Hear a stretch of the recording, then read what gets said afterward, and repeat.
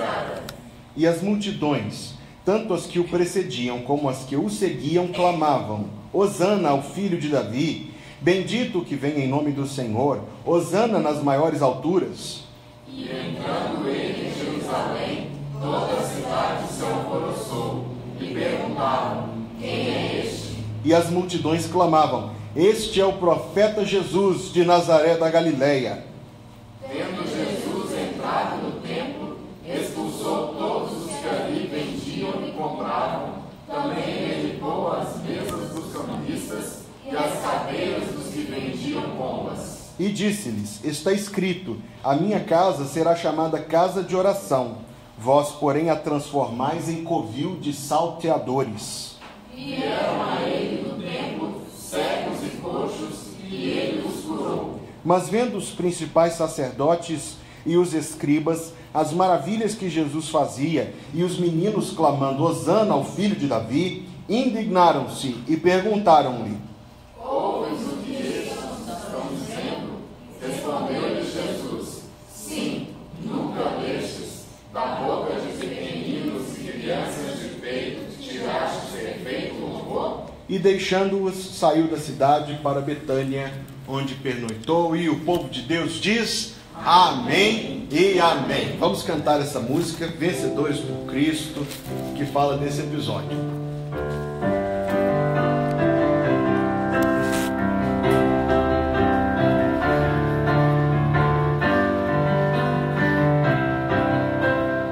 Mantos e palmas espalhando vai, o povo alegre de Jerusalém. Lá vem anjos e começa a ver o Filho de Deus que montado vem. Enquanto mil vozes ressoam por aí, Hosana ao que vem em nome do Senhor. Como um alento de grande exclamação, prorrompem com voz triunfal.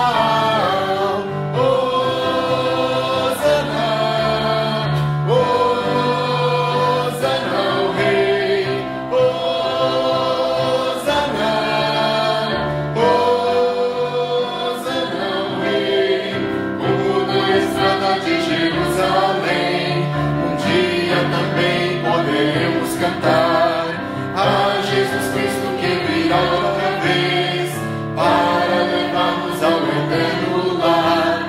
Enquanto mil vozes ressoam por aí, Hosana ao que vem em nome do Senhor. Com um alento de grande exclamação, prorrompem com voz triunfal.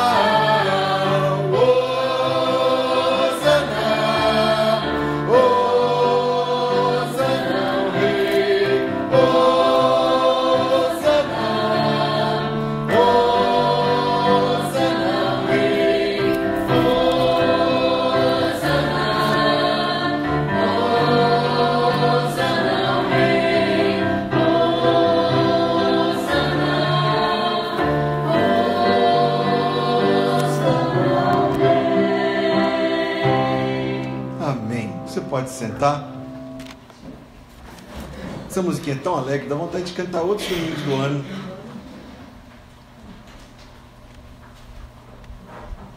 É igual nas estrelas, mas nas estrelas não é só para o Natal. A gente tem que tirar isso da cabeça, mas depois a gente fala disso.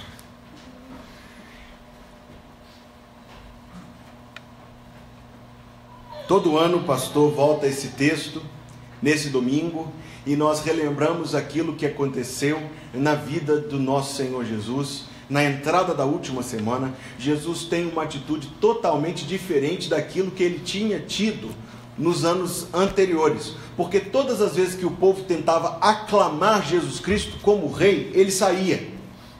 Quando fizeram, certa vez, Evangelho de João, capítulo 6, um círculo de pessoas, muitíssimo impressionadas com as curas que Jesus fazia, e eles estavam decididos a levá-lo para proclamá-lo como rei, o texto diz que ele passou pelo meio deles e foi embora.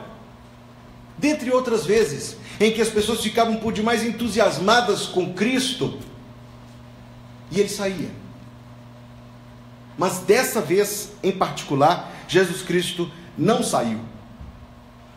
Nós temos visto ao longo das vezes que eu pude pregar sobre isso na igreja, em primeiro lugar, que Jesus Cristo quis voluntariamente, com clareza de entendimento, cumprir claramente, irmãos, claro como o sol do meio-dia, uma profecia antiga. A profecia dizia: eis aí vem o teu rei montado num jumentinho.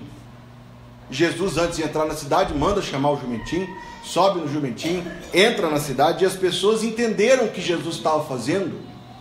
Elas entenderam o que Jesus estava fazendo. Então eles entraram em furor, em êxtase, diante daquilo, e falam assim: finalmente, ele vai assumir que é rei. Ele está assumindo a sua posição. Lembre-se que Jesus sanguineamente era descendente do rei Davi. Ninguém tinha direito ao trono de Israel senão ele. Entretanto, cumprindo com clareza algo que todo mundo entendeu e que ele quis daquela forma, Jesus Cristo dá uma mensagem por seus atos. Quando ele entrou na cidade, nós lemos no texto, para onde ele foi? Para onde? Ele foi para o castelo, para o palácio? Ele foi para a fortaleza de Pôncio Pilatos? Ele foi para o templo.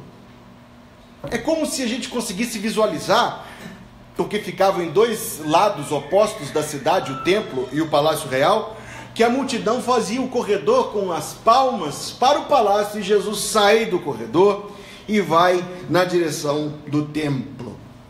É interessante também, eu estava lendo uma pregação de Spurgeon sobre esse texto, e Spurgeon fala que Jesus de propósito quis mostrar para os líderes do povo, para os sacerdotes, Jesus quis mostrar que ele não era um homem fraco, e que ele não assumia o trono não era por fraqueza. Por aquele ato, Jesus deixou que as pessoas fossem adiante dele, e Jesus mostrou a aclamação popular e ao mesmo tempo, sem palavras nos seus atos, escolheu mais uma vez não assumir o trono de Israel. Ele entra no templo, e quando entra no templo, o que ele faz? Derruba as bancas. Jesus Cristo derruba as bancas, Jesus Cristo expulsa os vendedores. O Evangelho de João nos diz que ele fez um azorrague, isto é, cordas com nós para dar nas pernas de quem estava ali passando. Para quem acha que Jesus é um hippie, paz e amor, precisa conhecê-lo melhor nas páginas dos Evangelhos. Hoje, porém, irmãos, eu quero considerar com os irmãos essa atitude do rei. Ele proclamou ser rei, ele entra no seu palácio, que é o templo, ele proclama a sua divindade, mas ele purifica o templo. E eu quero considerar com os irmãos o que Jesus Cristo estava fazendo quando purificou o templo. Por que purificar? O que havia de errado ali no templo? E encontramos que talvez as mesmas coisas precisemos colocar em ordem em nossa vida. Em primeiro lugar, irmãos, eu quero considerar com os irmãos que Zacarias fez uma profecia clara, a qual Jesus Cristo cumpriu com clareza, não tinha dúvida. A profecia falava: eis aí vem o teu filho, vem o teu rei montado num jumentinho. E Jesus Cristo entrou na cidade montado num jumentinho. Se você me disser que nem todas as profecias eram tão claras, eu concordo, mas essa era clara. E o que me espanta é que aqueles profundos conhecedores da palavra de Deus daquele tempo, aqueles que tinham vasculhado os detalhes do texto bíblico, eram exatamente os mesmos que cegos não reconheciam em Jesus Cristo o cumprimento da palavra de Deus.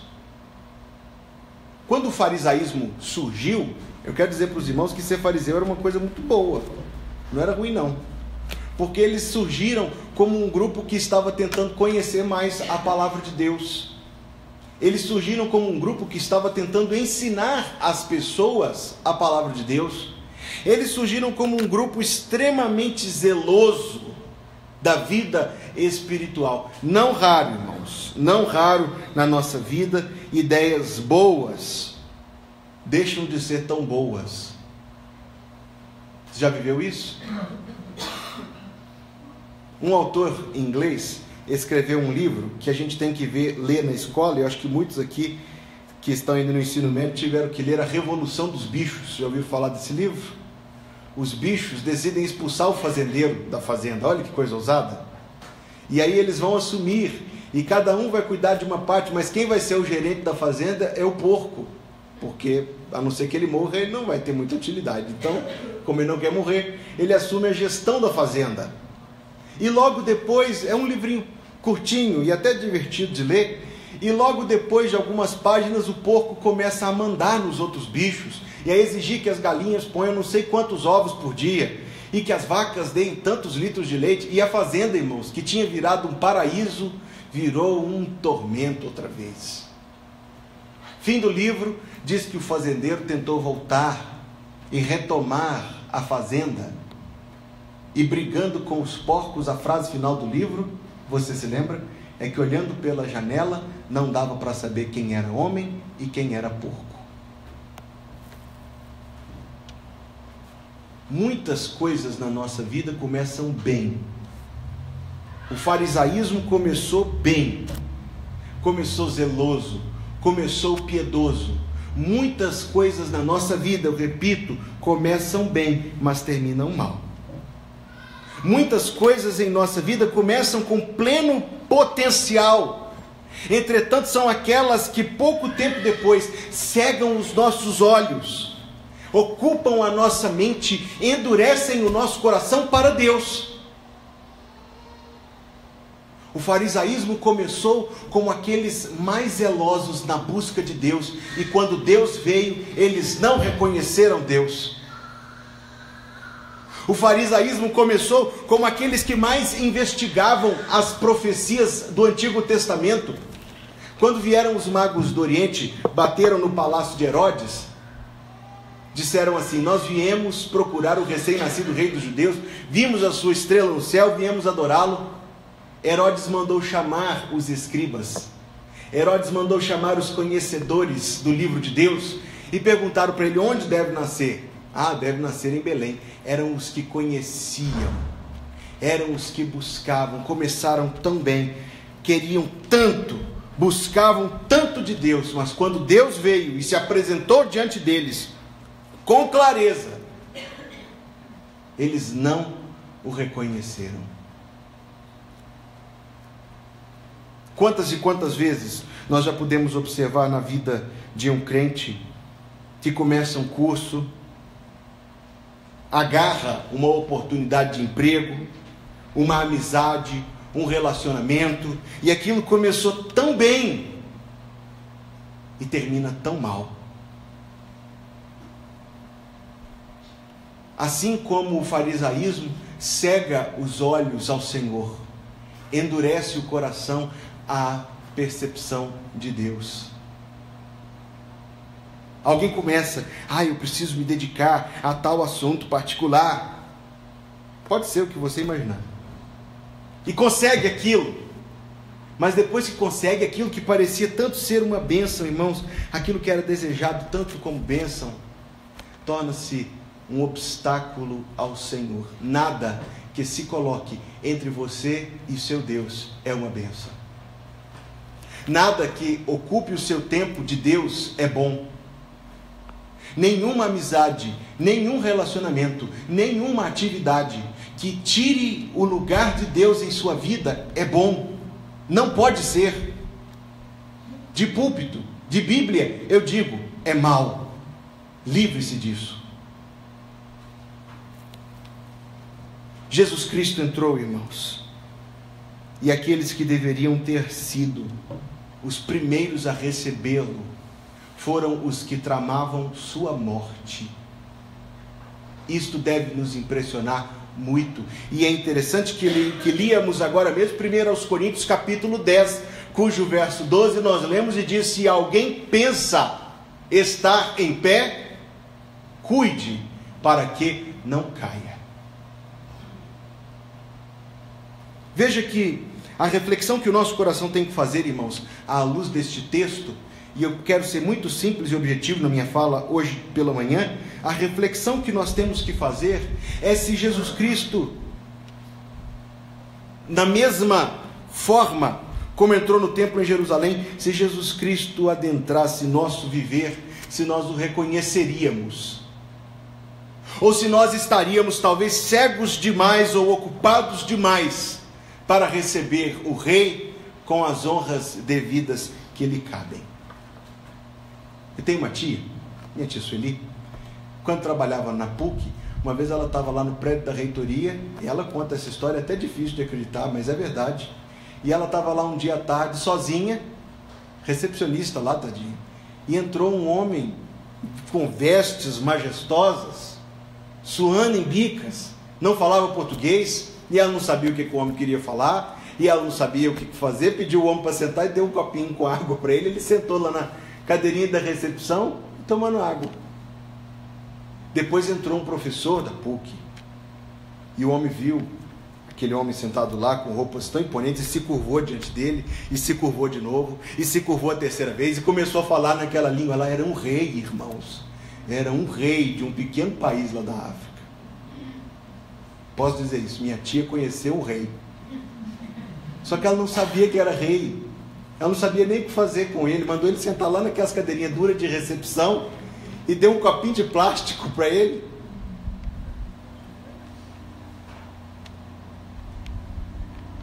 Jesus Cristo, irmãos, em nossa vida, em nosso coração, tem que ser recebido com as honras de um rei. Tem que ser recebido com nós nos curvando perante Ele. Tem que ser recebido com honra e com distinção. E se algo em nossa vida nos impede, se algo em nossa vida nos atrapalha de reconhecê-lo como rei, irmãos, tal coisa não pode ser boa. Tal coisa não pode ser boa. Veja que, além disto, eram os mesmos que pretensamente conheciam a palavra, que não souberam reconhecer quando a palavra se cumpriu. Jesus Cristo, nosso Rei, não somente deve ser honrado, mas deve ser ouvido. Não raro, a gente é assim, com algum avô ou avó. A gente respeita muito, mas o que ele fala para a gente não faz diferença nenhuma. Tem alguém assim? Conhece alguém assim?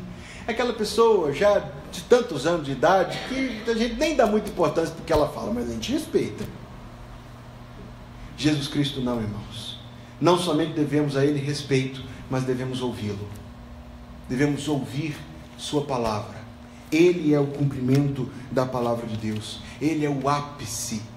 Ele é o sumo, Ele é o primeiro, Ele é o principal. Então ele entra no templo, e aí ele começa a fazer uma coisa impressionante, porque ele começa a expulsar. Eu leio outra vez no texto: entrando no templo, expulsou todos os que ali vendiam e compravam, e também derribou as mesas dos cambistas e as cadeiras dos que vendiam pombas. Isso aqui é digno de consideração. Provavelmente na sua Bíblia, no final da sua Bíblia, tem um mapa, e nos mapas tem um desenho do templo. Depois você pode consultar isso. Aquele templo em Jerusalém era uma imensa construção, que levou 46 anos para ficar pronto. Você consegue imaginar isso? Parece obra do governo federal do Brasil, mas não era. É porque era grande demais, é porque era imponente demais. 46 anos para ficar pronta. A parte principal do templo tinha sido construída sobre o Monte Moriá.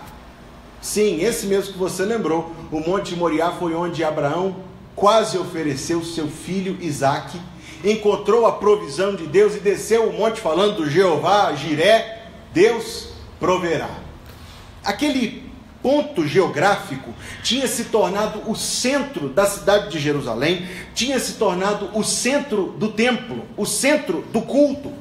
Em cima desse ponto do Monte Moriá estava construído o Santíssimo Lugar, esse mesmo que você se lembrou, onde teria ficado, no tempo de Jesus não, a Arca da Aliança, e onde Isaías adentrou e viu o Senhor num alto e sublime trono. Aquela construção era riquíssima de significado, irmãos. Foi ali, naquele ponto do mundo, que Salomão orou a Deus e disse: Senhor, se o povo for ferido pela doença, se o povo for ferido pela seca, pelas tragédias, se o povo pecar, aqui, Senhor, se esse povo orar, aqui, ouve a sua oração, aqui. E Deus respondeu, segundo Crônicas 7,14, se o meu povo, diga comigo, que se chama pelo meu nome, se humilhar e orar e se converter dos seus maus caminhos, a gente esquece disso, e me buscar, então eu ouvirei dos céus, perdoarei os seus pecados e sararei a sua terra. Era a respeito daquele lugar, era a respeito daquele templo que Deus disse: aqui eu ouvirei a oração que for feita. Foi naquele lugar que o rei Zedequias trouxe uma carta maldita, escrita por Rabsaque, e estendeu a carta diante de Deus, cheia de blasfêmias, e disse: Deus, o Senhor não vai fazer nada. E Deus venceu a batalha sem que uma pessoa sequer movesse a mão. Era ali, naquele lugar, que Esdras se curvou e confessou os pecados do povo. Está entendendo, irmãos, de que lugar nós estamos falando? Um lugar que, com relação à antiga aliança, antes de Jesus Cristo morrer e ressuscitar, era o lugar escolhido por Deus para ouvir e para responder à oração. Daniel, lá na Babilônia, orava virado para Jerusalém. Era um lugar de suma importância, um lugar de suma espiritualidade, um lugar de profundo significado. Abra em Isaías comigo por um minuto, capítulo número 56.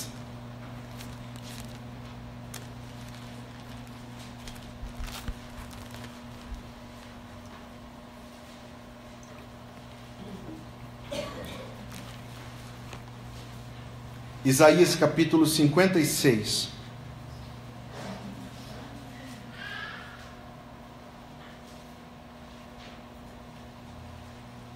Verso 6 e verso 7. Isaías 56, verso 6 e verso 7. Você tem a sua Bíblia aí? Leia comigo. Aos estrangeiros que se chegam ao Senhor para o servirem e para amarem o nome do Senhor, sendo deste modo servos seus, sim, todos os que guardam o sábado, não o profanando, e abraçam a minha aliança, também os levarei ao meu santo monte e os alegrarei na minha casa de oração. Os seus holocaustos e os seus sacrifícios serão aceitos no meu altar, que a minha casa será chamada casa de oração para todos os povos. Jesus Cristo entrou no templo. Havia o lugar central, eu já falei, construído sobre o Monte Moriá. Quando você esteve em Jerusalém da última vez, você com certeza viu uma mesquita que tem o teto de ouro. Não é de ouro, mas parece. Aquela mesquita está construída exatamente sobre aquele ponto da rocha em que Abraão ofereceu Isaque, sobre o qual ficava o Santíssimo Lugar. Em volta ficava uma área para os homens fazerem oração. Mais fora ficava uma área para as mulheres fazerem oração. Obviamente que judeus e judias.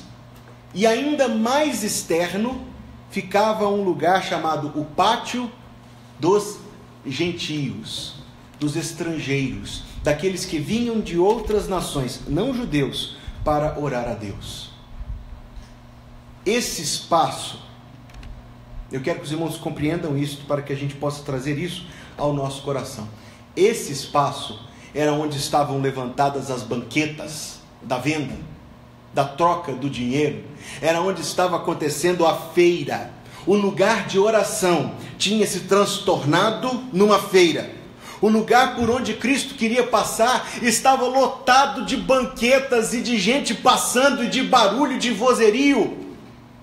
Uma vez eu fui numa igreja, e aqui na Bela Vista isso não acontece, mas eu fui numa igreja em que terminou o culto e o pastor queria passar para a porta para poder cumprimentar as pessoas.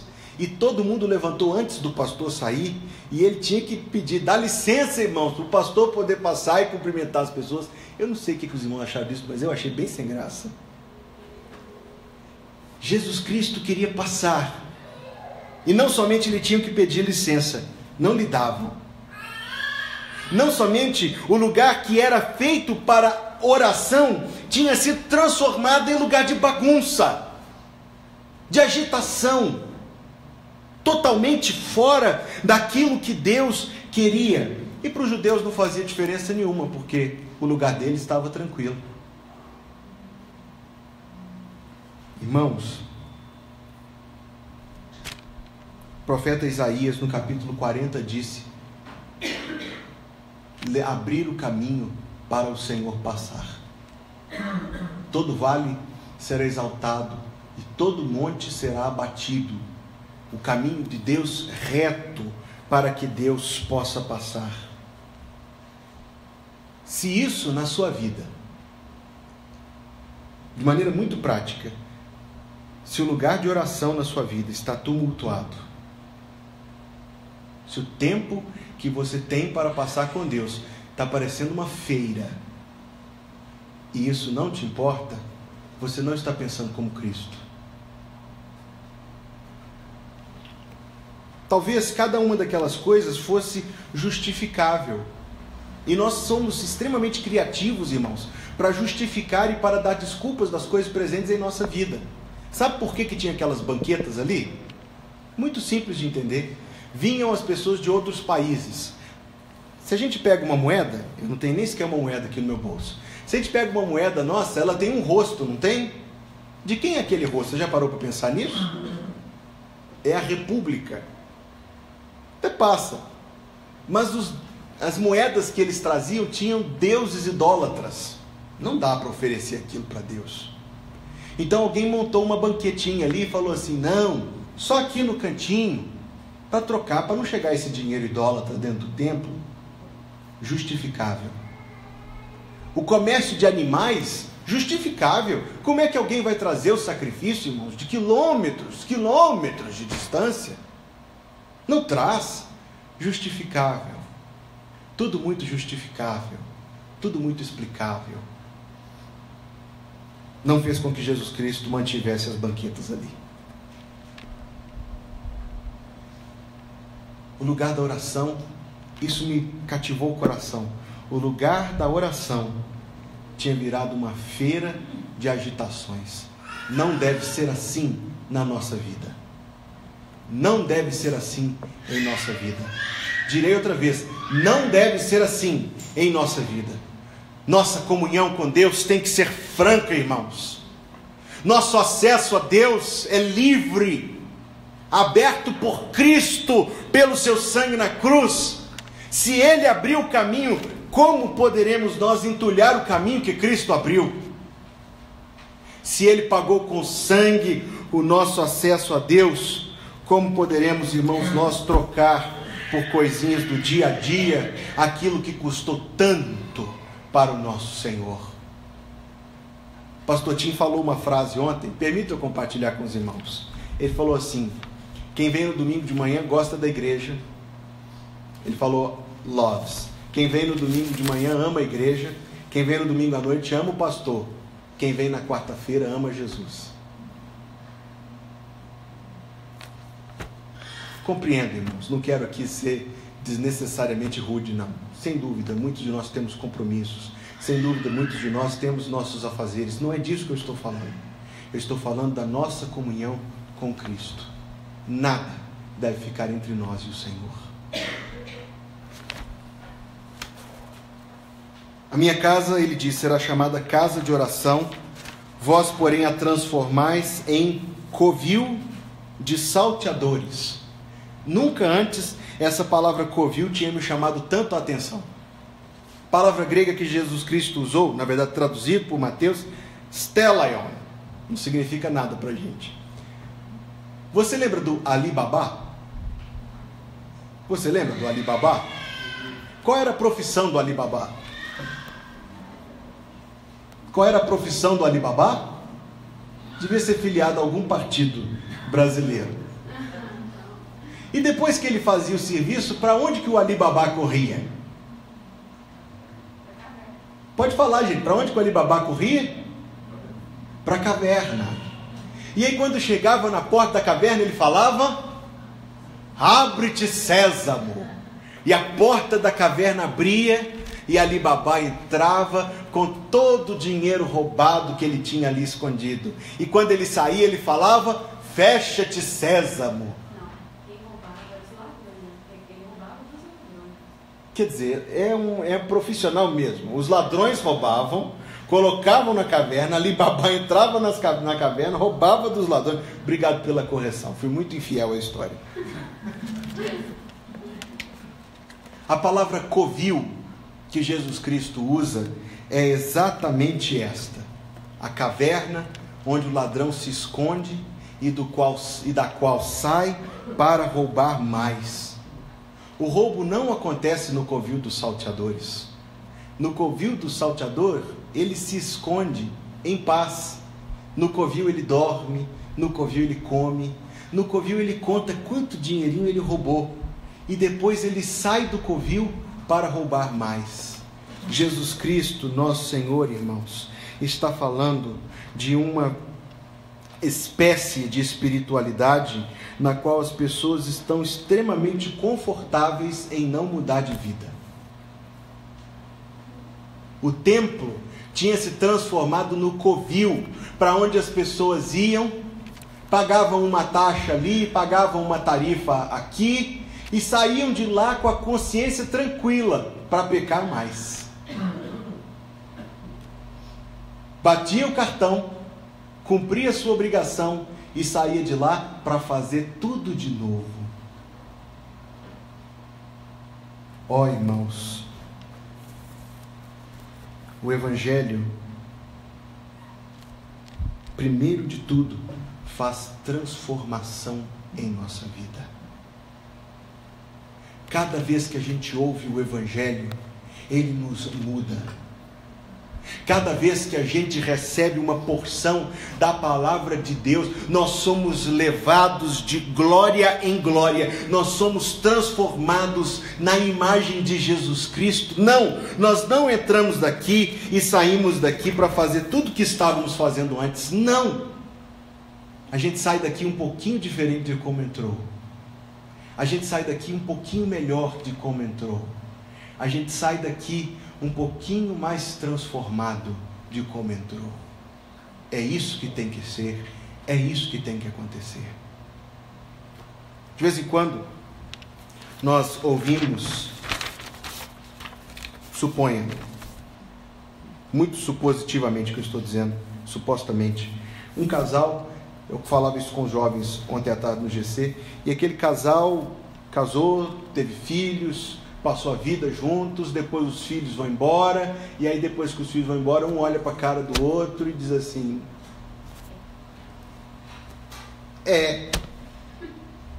e aí, vamos falar do quê? Aconteceu com eles que deixaram de crescer juntos, deixaram de crescer um com o outro, em intimidade. E aqui eu estou colocando isso, irmãos, apenas como comparação. Nosso relacionamento com Jesus Cristo tem que ser um crescimento em intimidade com Ele. Nosso relacionamento com Jesus Cristo tem que ser um relacionamento em que a cada vez nós o encontramos, em que cada vez nós lhe rendemos maior amor, em que cada vez nós nos admiramos mais da sua divina, da sua santa, da sua maravilhosa pessoa.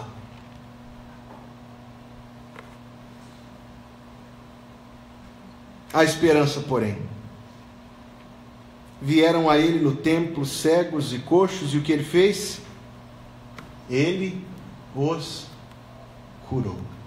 Se Jesus Cristo tem poder para curar a cegueira do cego, a manquidão do coxo, tem poder para curar o nosso coração, seja o que for, irmãos. Tem poder para derramar bálsamo sobre nossas feridas, sejam elas quais forem. Tem poder para nos levantar, seja onde for que caímos. Tem poder para nos sustentar por onde quer que passemos. Chegai-vos a Deus, e Ele se chegará para vós. Deus neste domingo, mais uma vez, pela sua palavra, vem nos chamar. E se Deus nos chama, irmãos, quão felizes somos nós de sermos chamados pelo Senhor. Se Jesus Cristo, hoje pela manhã, mais uma vez nos mostra que tipo de vida Ele quer encontrar em nós, glória a Deus, porque Ele nos sustentará e nos levará a tal viver. De vez em quando a gente passa por alguma estrada e vê uma obra que parece que o governo abandonou. No Brasil tem isso de todo lado, não é verdade? Basta passar pela 381, aquela duplicação, antes de Jesus Cristo voltar, fica pronta. Nosso Rei não abandona a sua obra. Estou certo, Filipenses capítulo 1, verso 6, que aquele que começou em vós a boa obra, há de completá-la até ao dia de Cristo Jesus. Eu acho notável, irmãos, que ele recebe o louvor das crianças. As crianças diziam, Hosana ao filho de Davi, e Jesus respondeu, da boca de pequeninos e crianças de peito tiraste pequeno louvor, mesmo a menor oferta. Mesmo duas moedinhas que a viúva ofereceu, mesmo o canto simples das crianças, se sincero, Jesus Cristo recebe de todo o coração. Daí, irmãos, é preciso passar a régua e tirar algumas lições para a nossa vida. Primeiro, Jesus Cristo em nossa vida deve ser recebido como Rei. Jesus Cristo em nossa vida deve ser ouvido como Rei. Jesus Cristo em nossa vida deve ser honrado como Rei. Nada deve ficar entre nós e o Senhor. Nós devemos crescer em amor a Ele todos os dias. Nós devemos todos os dias viver aquilo que Deus tem para nós revelado em Sua palavra. Nós devemos nos apresentar perante Ele com sinceridade. Sejamos pequenos, irmãos. Não precisa de muito. Mas sejamos sinceros e Ele receberá a nossa oferta. Lembram-se daquele menino? Eu já contei dele para os irmãos, que foi a aula de catecismo. Aqui não tem isso, mas foi a aula de catecismo. E na aula de catecismo ele foi ensinado sobre a vida de São Simão o Estilita. Parêntese. São Simão o Estilita foi um homem que viveu há muitos anos no passado e que ele acreditou que para alcançar a santidade, Raquel, ele precisava viver no alto de um poste. Pode pesquisar que essa pessoa realmente existiu. E ele foi construindo uma coluna cada vez mais alta. Cada ano ele aumentava a coluna um pouquinho para viver lá em cima. E ele viveu, por incrível que pareça, irmãos, mais de 20 anos no alto de um poste. Se chovia, ele tomava chuva. Se fazia sol, ele tomava o sol. De noite, ele dormia no frio. Se alguém mandava comida, ele descia o cestinho. Se não mandava, ele não comia. Já imaginou isso? Surpresa nenhuma, depois de uns anos, chegaram lá, acharam o homem caído no chão. O menino ouviu essa história e achou a história fantástica. Chegou em casa e disse para o pai e para a mãe, a partir de hoje eu vou ser um santo. Pegou a cadeira, arrastou a cadeira até a cozinha e subiu em cima da cadeira. Passa pouco tempo, a mãe precisa fazer qualquer coisa na cozinha, manda o menino tirar a cadeira, ele desce de lá bravo e arrasta a cadeira para a sala. Está em pé na cadeira na sala, um santo. Passa o gato e o cachorro brigando, bate na cadeira, ele quase cai, desce, arrasta a cadeira, ele pensa onde ele vai ser santo, ele pensa, na garagem deve ser bom, arrasta a cadeira para a garagem, sobe em cima da garagem, Marlene, e fica lá, até que o pai vem mexer qualquer coisa no carro, e manda o menino sair de lá, e ele sai arrastando a cadeira, pensando assim, é muito difícil ser santo em casa. Se a sua ideia de santo for essa, irmãos, será muito difícil ser santo em casa. Mas se a sua ideia de santo for de fazer do seu coração um templo para o Senhor, em que orações são oferecidas com sinceridade, em que a comunhão com Cristo é franca, não será difícil. Aliás, não tente Deixe Jesus Cristo te santificar. Faça do seu coração o templo do Senhor. Amém. Fique em pé, vamos orar.